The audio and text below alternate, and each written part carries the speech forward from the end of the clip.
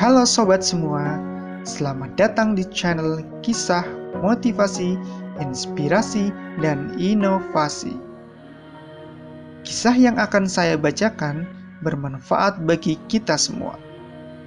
Kisah inspirasi kali ini dari pendiri Gojek yang bernama Nadiem Makarim.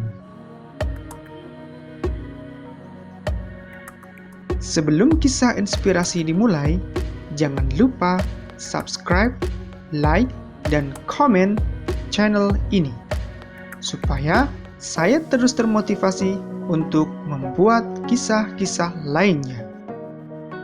Oke, langsung saja, ini dia kisahnya.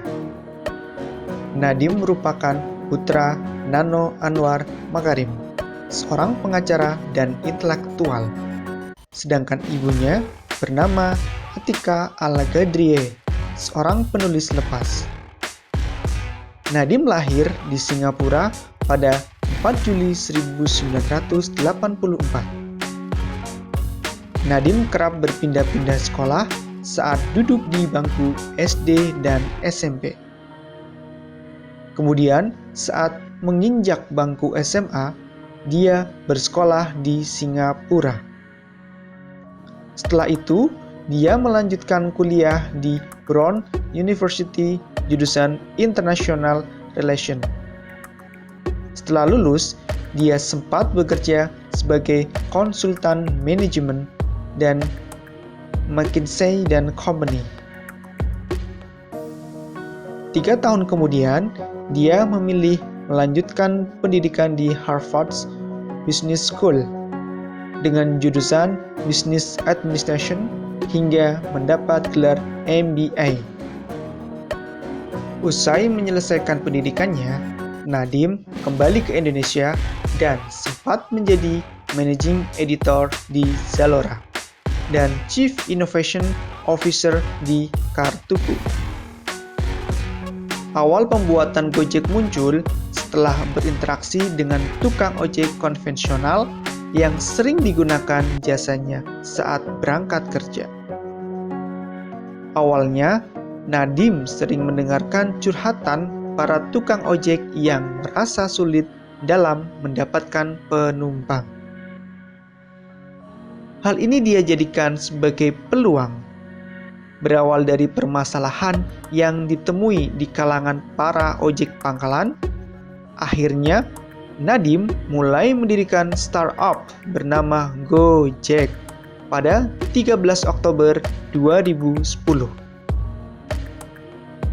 Saat awal berdiri, Gojek memiliki 20 pengemudi. Gojek mulanya hanya mengandalkan call center.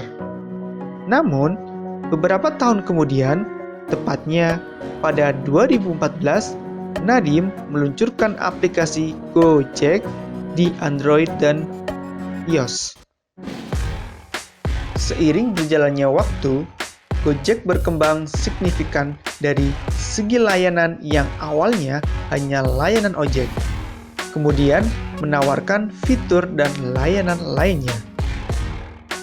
Kini, masyarakat tidak hanya bisa menggunakan layanan antar jemput saja, tapi dalam memesan makanan, mengirim barang, membeli tiket, dan lainnya.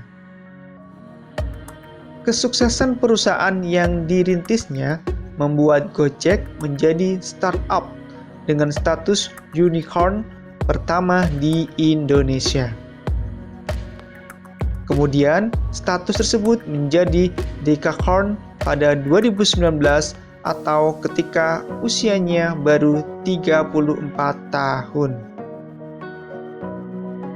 Nadiem pernah masuk dalam daftar 150 orang terkaya di Indonesia versi majalah Globe pada 2018 dengan kekayaan mencapai 100 juta dolar Amerika Serikat.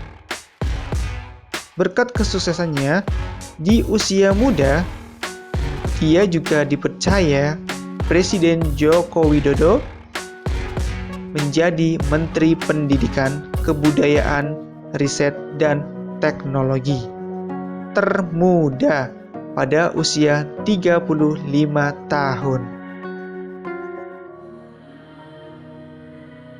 Dari kisah inspirasi tersebut, hal positif yang bisa diambil yaitu dengan bisa melihat peluang, maka bisa menjadi uang. Semoga kisah inspirasi ini bisa bermanfaat bagi kita semua. Sampai jumpa lagi di kisah-kisah lainnya. Terima kasih. Bye-bye.